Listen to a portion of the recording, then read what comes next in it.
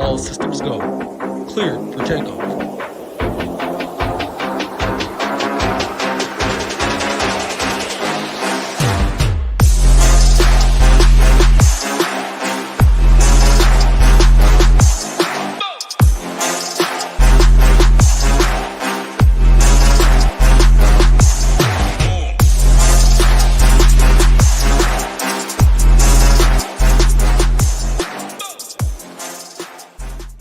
What's up, everybody? Welcome back. Week 6 NFL Quick Hit Edition. Today we got some tight ends and some defenses to talk about here on a Friday. Hey, before we do so, you guys got to do a little housekeeping for me. Hit that like button for me. Hit that subscribe button over there at the SHIPIT Nation YouTube page. We definitely appreciate that. And hey, we got to give a quick shout out to our favorite sponsors of this segment, and that would be Drafters. Make sure you guys get over there, check them out. You get a $100 deposit bonus with using promo code SHIPIT. They got NBA best balls, all kind of NFL contests throughout the week.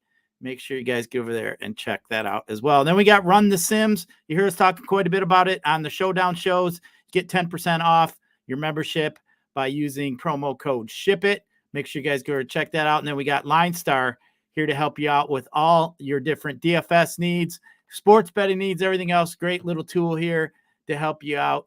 Build some teams, make some bets. And then, hey, don't forget about the $19 5-day trial we got running at SHIPIT Nation. Get you expert content, the tools, rankings, projections, ownership, and, of course, the DFS education video. They just dropped one for NBA, 2-hour video title, Tambo and Hoop. You guys have to get over there and check that out as well if you want to get in the NBA DFS streets this year. But we do cover all the sports, MLB, NBA, PGA, MMA, NHL is starting, and, of course, NFL. For $19, get you a nice little 5-day trial. Definitely don't want to miss out on that. But hey, we got some football to talk about. We got some tight ends we're going to look at. Let's just run through some injuries real quick. David Njoku, of course, with that face burn and his hands burned up, did not practice.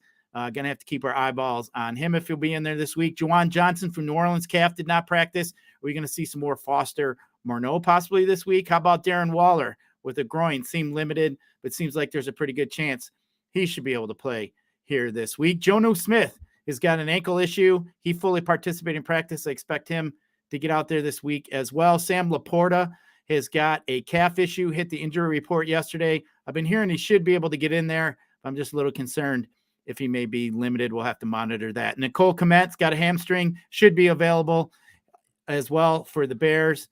Have to keep our eyes on him as well. As far as DVP goes, as far as tight ends, the worst defense against tight ends so far this year has been Denver. We saw them play last night against Kelsey. Of course, they let them up. And then we got the Jets coming in at 31, Atlanta coming at 30, Detroit 29, and then we got Cincinnati rounding out the top 5 or bottom 5 at 28. The toughest teams against the tight end so far this year is Baltimore 1, New Orleans 2, Buffalo 3, Tampa 4, and Seattle 5.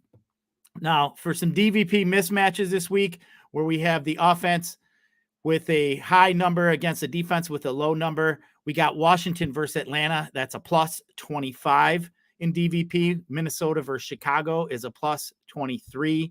Indy versus Jacksonville plus 17.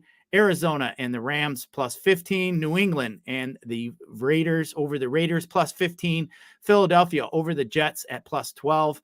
Seattle versus Cincinnati plus 11, and then Chicago versus the Bears at plus 11. That'd be the tight end targets. As far as last week go, Kelsey led all tight ends last week with 11 targets. Logan, Thomas, Pitts, and Waller each had 11 as well. Schultz and Andrews each had 10 targets last week for their teams. As far as red zone targets go, Dallas, Mr. Ferguson leads all of tight ends with red zone targets. That's pretty surprising, especially with Kelsey. He does have 8. Kelsey has 8, as I mentioned. Hockenson with 7. Expect a little uptick there with JJ being out.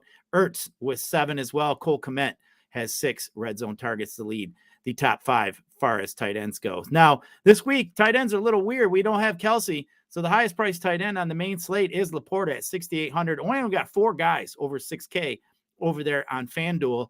But let's just dive in a couple guys here that I'm already looking at. and that'd be Dallas Goedert, 6,200 against the Jets. The Jets dead last in DVP versus the tight end. Goedert coming off a great week versus the Rams, 9 targets, 8 catches, 117 yards in the TD. Really like the matchup here for Goedert against the Jets this week. Logan Thomas, 5,400 versus Atlanta is another guy I'm going to be looking at. Thomas had a breakout game last week, 11 targets, 9 catches, 77 yards, and a TD. Atlanta is 30th DVP versus the tight end, like the upside for Logan Thomas here this week. As for another guy I'm looking at here, the top guy I mentioned, or second highest guy, is Hockenson, 6,700 versus Chicago.